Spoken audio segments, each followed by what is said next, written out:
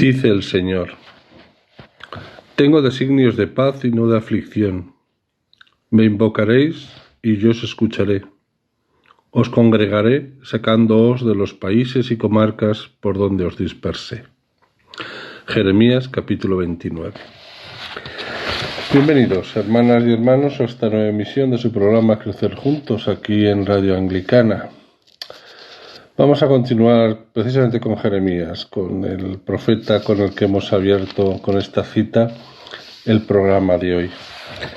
Si recuerdan, estábamos viendo los elementos del texto de Jeremías 1, 4, 5, en el que veíamos la llamada de Dios, y les pedí que se fueran preparando Jeremías capítulo 1 en adelante, ¿verdad? Vamos a seguir viendo los elementos del texto inicial que leímos tan hermoso de Jeremías 1, 4, 12, donde veíamos la vocación y misión del profeta. Pues bien, seguimos con los elementos del texto. Como recordarán, terminábamos el programa anterior viendo esa llamada de Dios que veíamos en los versículos 4 y 5, en el que veíamos ese te conocí, te consagré y te constituí profeta de las naciones. Pues bien, vamos a continuar con estos elementos. Y en el versículo 6 podemos encontrarnos el miedo de Jeremías, ¿no? Jeremías siente respeto ante la exigencia de Dios y grita: ¡ah! La llamada de Dios provoca respeto, pero nunca pavor o pánico. Eso yo creo que todos hemos sentido, ¿verdad? Esa sensación desproporcionada cuando sentimos que Dios nos está pidiendo algo en nuestra vida, algo muy particular, cada uno en su estado, cada uno en esa vocación que Dios le da, pero tiene la certeza y queda, pues eso, desolado por esa sensación que no es otra que cuando Dios llama arrasa, aunque también da las fuerzas para lo que Él le pide, pero de momento te quedas como si te hubiera pasado por encima una pisonadora, ¿no? Pues eso le pasa al profeta. El proyecto divino entusiasma, pero también revela los límites de nuestra existencia. Jeremías oye la voz de Dios, pero percibe también su propia limitación. No sé hablar, soy un niño. Jeremías constata que su límite radica en no saber hablar como Dios habla, pues cuando el Señor habla lo hace en profundidad, con la intención de llegar a lo más hondo del corazón humano y restaurarlo de raíz.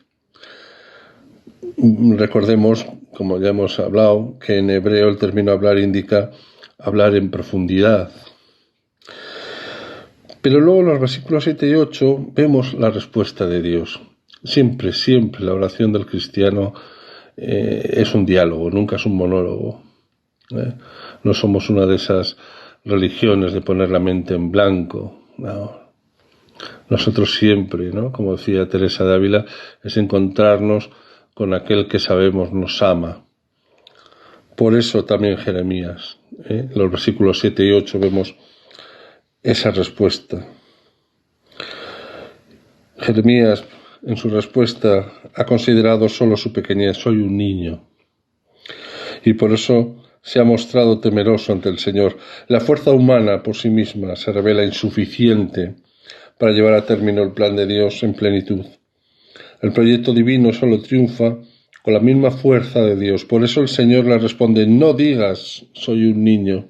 Es decir, deja de pensar solo en términos humanos y ábrete a las posibilidades que Dios te ofrece. El profeta es la persona forjada por la palabra. El Señor forjará con su palabra la existencia de Jeremías. Irás a donde yo te envíe y hablarás lo que yo te ordene. Versículo 7. El proyecto de Dios no consiste en que Jeremías diga las cosas de Dios, sino que hable las cosas de Dios. El simple decir alcanza los oídos, en cambio el hablar llega al corazón del oyente de la palabra y lo transforma. En la vida de Jeremías muchos decían cosas que alegraban los oídos, pero que eran incapaces de calar en el alma. El rey decía que vencería a Babilonia. El culto decía, desde su falsedad, que Dios salvaría a Jerusalén.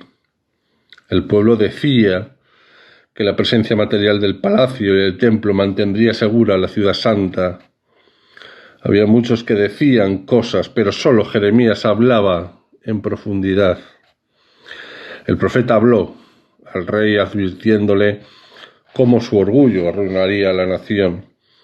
Habló contra el templo, denunciando la piedad fingida. Habló al pueblo, amonestándole contra la ficticia confianza depositada en el poder de la corte y del templo. Jeremías, transformado por la palabra, llega a ser el profeta que transmite la voz de Dios.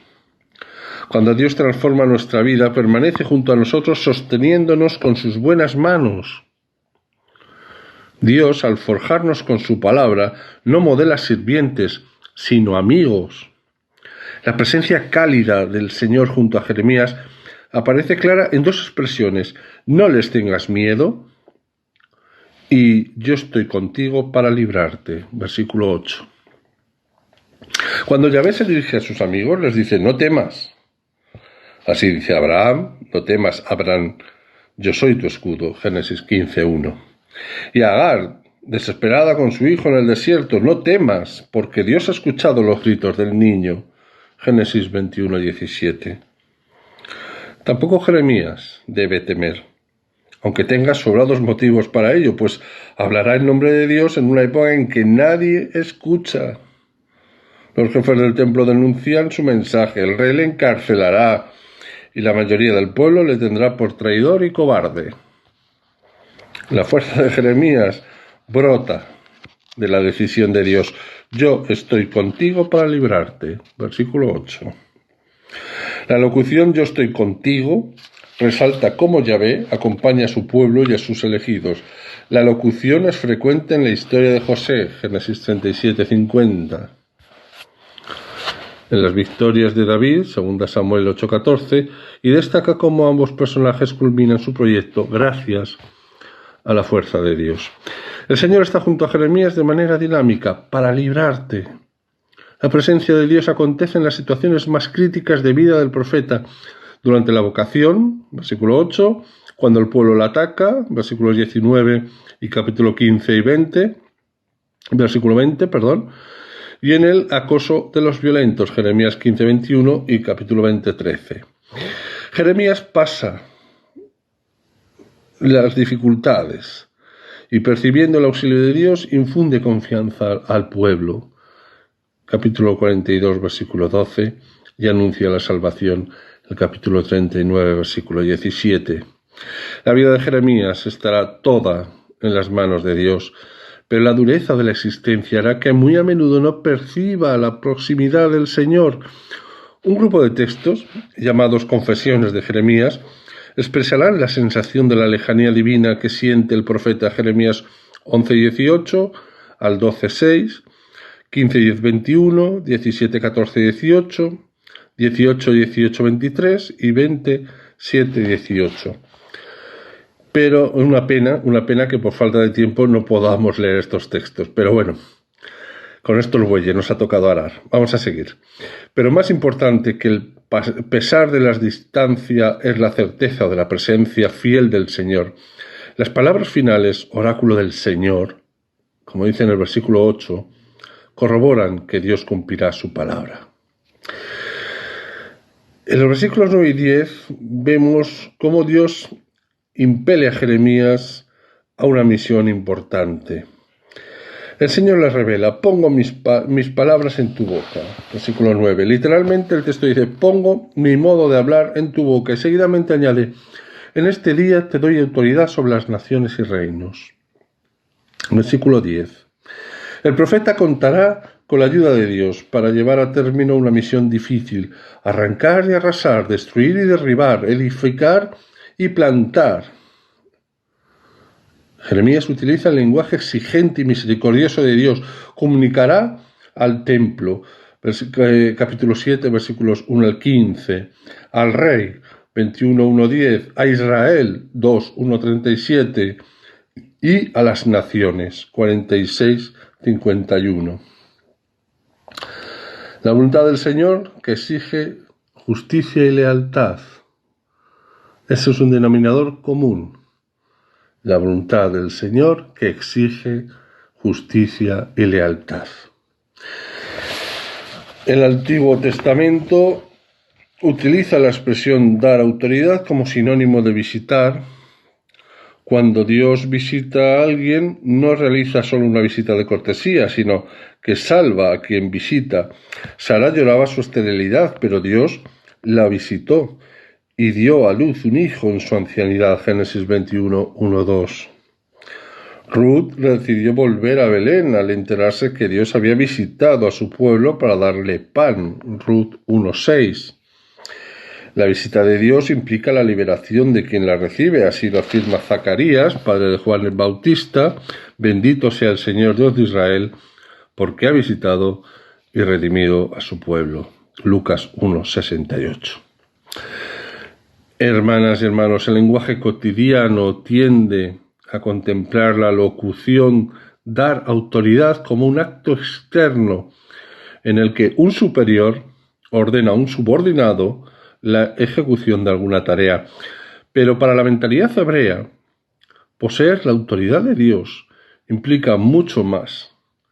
Entrañaba tener una profunda experiencia de Dios, saberse guardado en sus manos y proclamar sin ambajes el mensaje liberador de la palabra. Pues bien, hermanas y hermanos, nos queda poquito, pero no nos va a caber en el tiempo que nos queda. Así que, si Dios quiere, el programa que viene contemplaremos y estudiaremos los versículos 11 y 12 de Jeremías, donde veremos cómo Dios, que era el curioso título que le dábamos a esta sección de Jeremías, Dios es el almendro que vela nuestra vida, pues ahí, en esos dos versículos, vamos a ver el almendro que vela, ¿de acuerdo? Y bueno, pues haremos una síntesis un poco breve al final y con ello habremos terminado, desgraciadamente, con Jeremías. Que bueno, nos hemos ceñido al capítulo 1, pero por supuesto les aconsejo la lectura de todo el libro de Jeremías. Pues bien, hermanas y hermanos, no me queda más que, para cumplir con el horario que el reverendo Noel nos ha establecido, pues lo dejamos aquí. Me despido de ustedes. Queda a su servicio el presbítero Francisco Javier Izquierdo, de la Comunidad Apostólica Fronteras Abiertas, que peregrina en Zaragoza, en España, y les pido que una vez más se unan a mí en esta oración. Señor Dios nuestro, concédenos vivir siempre alegres en tu amor, porque en amarte a ti, Creador de todo bien, consiste el gozo pleno y verdadero. Por Jesucristo nuestro Señor. Amén. Pues bien, hermanas y hermanos, solo me queda convocarles a la próxima emisión de su programa Crecer Juntos, aquí en Radio Anglicana. Y no olviden que todo es gracia. Solo tú, Señor, solo tú, Altísimo Jesucristo, con el Espíritu Santo en la gloria de Dios Padre. Amén. Gloria a Dios en el cielo y en la tierra, paz a los hombres que ama el Señor, paz a los hombres que ama. Usted está en sintonía de Radio Anglicana, transmitiendo vía internet en www.radioanglicana.es. También puede escucharnos en su dispositivo móvil, descargando nuestra aplicación para Android e iOS. Radio Anglicana, la voz de la Iglesia. Jóvenes de toda la tierra, cantad y anunciad con nosotros por las sendas del mundo